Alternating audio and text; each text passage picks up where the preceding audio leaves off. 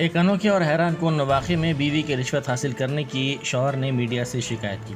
मनीकुंडा बल्दिया की डीईई ज्योति के शौहर ने मीडिया को बताया कि इसकी बीवी रोज़ाना लाखों रुपए रिश्वत हासिल करती है और उसे घर में जहां चाहे रख देती है।